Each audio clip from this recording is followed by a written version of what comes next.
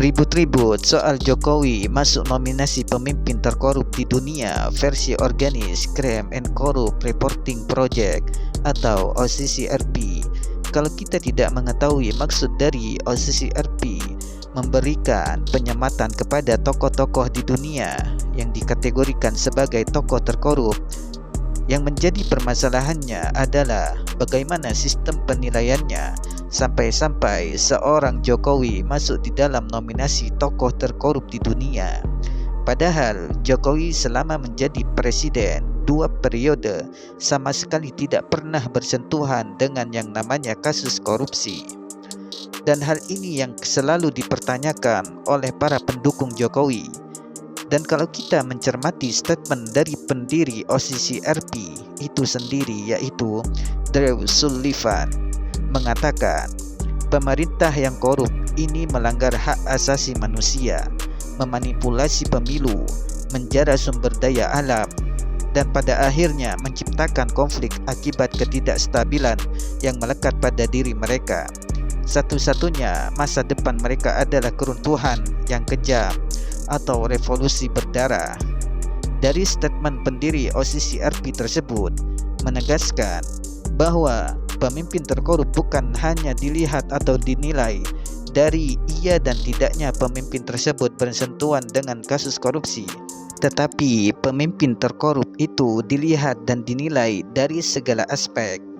Dan hal yang paling pokok soal pelanggaran hak asasi manusia atau HAM, menjara sumber daya alam, dan memanipulasi pemilu.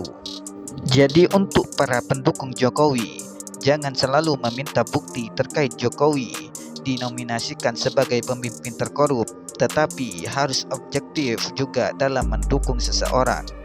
Yang seharusnya dipertanyakan adalah apakah seorang Jokowi masuk ke dalam hal yang pokok di atas tersebut menurut pendiri OCCRP, yaitu melanggar hak asasi manusia atau HAM, menjarah sumber daya alam, dan memanipulasi pemilu. Dan para pendukung Jokowi yang selalu mempertanyakan soal bukti terkait Jokowi korupsi dibantah juga oleh Islah Bahrawi, tokoh muda NU, di akun X pribadinya. Cak Islam menuliskan, "Power tends to corrupt," kata Lord Acton. Terjemahannya, kekuasaan cenderung merusak.